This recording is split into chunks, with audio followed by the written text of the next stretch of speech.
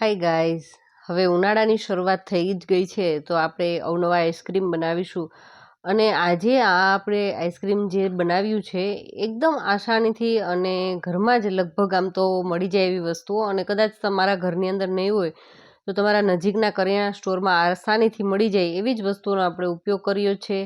અને વળી પાછું આપણે એક પ્રીમિક્સ બનાવીશું, અને એ પ્રીમિક્સ તમે બનાવી લેશો ને તો આખો ઉનાળો તમારે બીજી કોઈ જ આઈસ્ક્રીમના પેકેટ લેવાની જરૂર નથી. અને બિલકુલ પ્રિઝર્વેટિવ ફ્રી છે. આપણે કોઈ પણ જાતના કેમિકલના ઉપયોગ વગર બનાવ્યું છે આ પ્રીમિક્સ છે. અને બસ તમે જોશો ને કે લગભગ આપણે 5 થી 7 લીટર જેટલા લીટર જેટલું આઈસ્ક્રીમ છે એ બનાવી શકશું. તો આખો ઉનાળો તમારે ચાલે એટલું પ્રીમિક્સ, અને એકદમ જ સરળતાથી, અને તમને એકદમ જ પરફેક્ટ માપથી શીખવીશ. અને તમે જુઓ, બિલકુલ સોફ્ટ, એકદમ જ જેમાં આઈસ ક્રિસ્ટલ્સ ન હોય એ ટાઈપનું આપણું આઈસ્ક્રીમ, બિલકુલ ક્રીમી ટેક્સચરવાળું, અને કોઈ બહારના ક્રીમના ઉપયોગ વગર આપણે બનાવીશું. તો સૌથી પહેલાં આપણે શું કરીશું, તો એક જાડા તળિયાવાળું વાસણ લીધું છે, એમાં 1 લીટર જેટલું દૂધ લેવાનું છે. અને આપણે આ દૂધ છે એ ફૂલ ફેટ ક્રીમવાળું લીધું છે. તમારી પાસે જે કોઈ દૂધ હોય તમે લઈ શકો છો. એવું જરૂરી નથી કે આપણે ફૂલ ફેટ ક્રીમવાળું દૂધ લઈશું. કોઈ પણ તમે દૂધ લઈ શકો છો. અને એમાંથી આપણે થોડુંક દૂધ છે એ સાઈડ પર રાખી દઈશું, જેથી કરી અને આપણે જે પ્રીમિક્સ બનાવશું એમાં આપણે મિક્સ કરવા થાય. અને હવે આપણે દૂધને આ રીતે ઉકળવા દઈશું. તો એક સાઈડ ઉપર એ દૂધ ઉકળે છે ત્યાં આપણે પ્રીમિક્સની તૈયારી કરી લઈએ. તો એમના માટે થઈ અને તમે જો બાઉલના માપથી કરવા માંગતા હોય તો આપણે આ એક પોણું બાઉલ જેટલા કાજુ, પોણા બાઉલ જેટલો બદામ, અને વજનમાં જોઈએ તો એ 100 ગ્રામ જેટલા છે. અને આપણું મિક્સરની જાર છે ને થોડું નાનું પડે છે ને, એટલા માટે થઈ અને ખાંડનું મેં 1 બાઉલ યુઝ કર્યું છે. તમારે એમની જગ્યાએ 2 બાઉલ યુઝ કરી શકો છો. અધરવાઇઝ આપણે આગળ જોઈએ એ પ્રમાણે કરીશું. અને 1 બાઉલ ભરી અને વેનીલા ફ્લેવરનો કસ્ટર્ડ પાવડર લીધો છે. અને 1 બાઉલ ભરી અને મિલ્ક પાવડર લીધો છે. મિલ્ક પાવડર છે એ પણ તમને આસાનીથી મળી જાય. અને તમે કોઈ પણ બ્રાન્ડનો, સારી બ્રાન્ડનો ઉપયોગમાં લઈ શકો છો. અને હવે આપણે એમને સારી રીતે દળી લેવાનું છે. તો એમાં થોડાક જે આપણે કહીએ કે ડ્રાયફ્રૂટના કણો રહીએ તો ખાવામાં ખૂબ મજા આવશે. તો આપણે એકદમ ફાઇન પાવડર નથી કરવાનો, દરદરું આપણે એમને વાટી લેશું.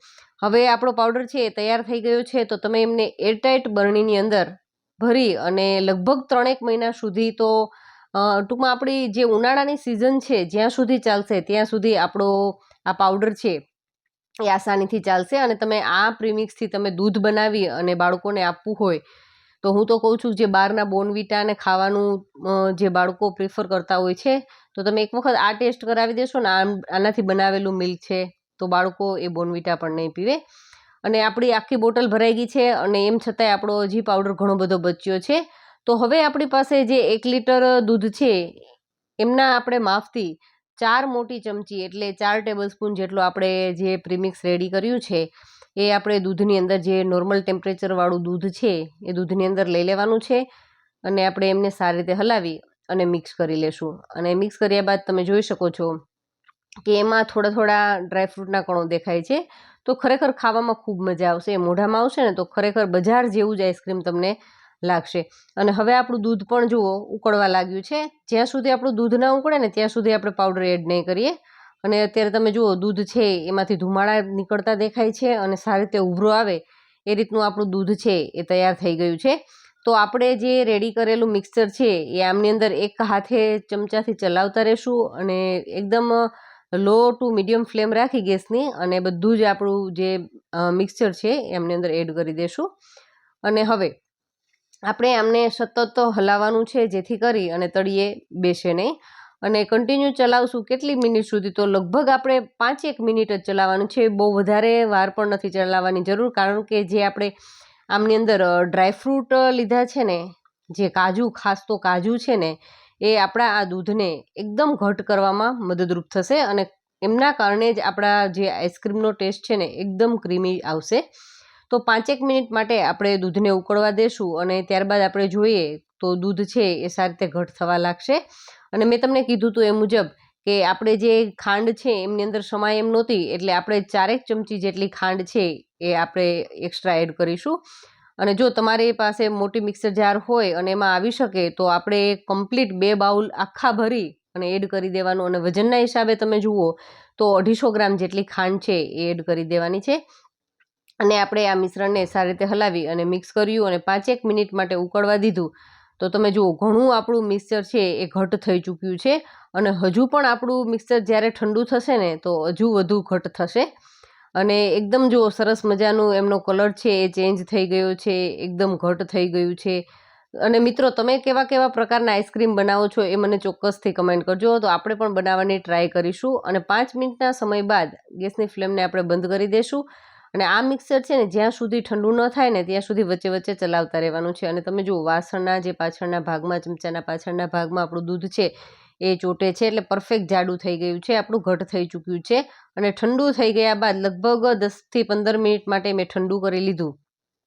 તો તમે જુઓ વધારે ઘટ થઈ ચૂક્યું છે આપણું દૂધ છે, તો પરફેક્ટ છે એ દૂધ આપણું આઈસ્ક્રીમ જમાવવા માટે. તો કોઈ પણ આપણે કન્ટેનર લઈ લેશું, પ્લાસ્ટિકનો કોઈ પણ ડબ્બો લઈ અને આપણે આને ટ્રાન્સફર કરી લેશું. અને તમારે જો કેન્ડીના મોલ્ડ હોય અને કેન્ડી બનાવવી હોય તો તમે આ મિક્સરમાંથી કેન્ડી પણ બનાવી શકો છો. તો કેન્ડીનું મિશ્રણ છે ને થોડુંક ઘટ રાખવાનું, તો એમના માટે થઈ અને 1 ટેબલસ્પૂન જેટલો પાવડર છે ને એ વધારી દેવાની એમની માત્રા, જેથી કરીને એકદમ ઝટપટ એ ઘટ થઈ જાય.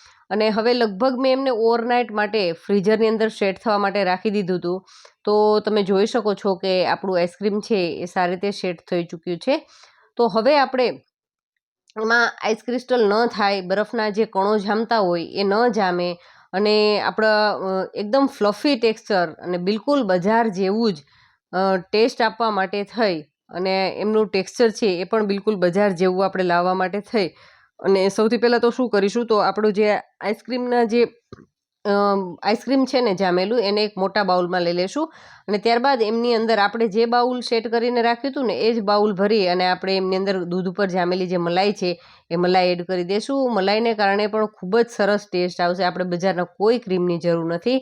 અને હવે આપણે આમને બીટરની મદદથી આ રીતે બીટ કરી લેવાનું છે.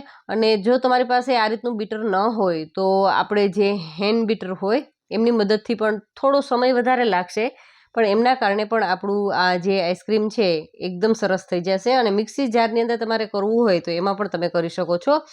તો અત્યારે તમે જુઓ એમાં જે મલાઈ છે એ સારી રીતે મિક્સ થઈ ચૂકી છે અને આપણું આઈસ્ક્રીમ છે એ પણ તમે જુઓ એકદમ જ સરસ ક્રીમી ટેક્સચરવાળું થઈ ગયું છે. અને અત્યારે આ બેઝ ઉપર છે ને બરફના જે કણો હશે ને એ બધા જ ભાંગી જશે અને તમે 1-2 દિવસ નહીં, અઠવાડિયું 10 દિવસ સુધી પણ આઈસ્ક્રીમને ફ્રીઝરની અંદર રાખશો ને તો પણ બિલકુલ એમાં બરફના કણો જામશે જ નહીં.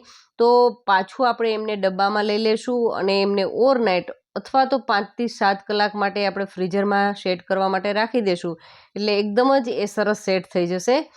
જો મિત્રો તમને આજનો વિડીયો થોડોક પણ સારો લાગ્યો હોય તો વિડીયોને લાઇક ચોક્કસથી કરજો અને હજુ સુધી ચેનલને સબસ્ક્રાઈબ ન કરી હોય તો આપણી ચેનલને ચોક્કસથી સબસ્ક્રાઈબ કરી લેજો, કારણ કે હજુ ઉનાળાની શરૂઆત છે તો અવનવી કેન્ડી શીખીશું આપણે, અવનવા આઈસ્ક્રીમ શીખીશું અને હવે તો અથાણા મસાલાની સિઝન આવશે તો એ પણ આપણે આગળ જોતા જ રહેવાનું છે. તો હજુ સુધી સબસ્ક્રાઈબ ન કરી હોય તો ચેનલને ચોક્કસથી સબસ્ક્રાઈબ કરી લેજો. અને જો આપણું આઈસ્ક્રીમ છે એ સેટ થઈ અને આવી ગયું છે તો આપણે 2 બાઉલ ભરી અને આઈસ્ક્રીમ સર્વ કરી દીધું છે. અને ઉપરથી તમને મનગમતા ડ્રાયફ્રૂટ છે એડ કરવા હોય તો કરી શકો છો, અધરવાઇઝ આપણે અંદર આઈસ્ક્રીમની અંદર આપણે પાવડરમાં છે જ ડ્રાયફ્રૂટ, તો કોઈ અલગથી એડ કરવાની પણ જરૂર નથી. અને હવે આઈસ્ક્રીમ તૈયાર જ છે તો બાળકો એમની સાથે તો તૈયાર હોય જ. તો મારા બાળકો પણ આઈસ્ક્રીમની રાહ જોઈ કે હવે આ કમ્પ્લીટ થઈ જાય આઈસ્ક્રીમ તો આપણે ટેસ્ટ કરી લઈએ. તો બાળકો પણ આઈસ્ક્રીમ ટેસ્ટ કરવા માટે આવી ગયા છે અને એકદમ જ જુઓ એક્સાઇટમેન્ટની સાથે આઈસ્ક્રીમને એન્જોય કરે છે. Thank you.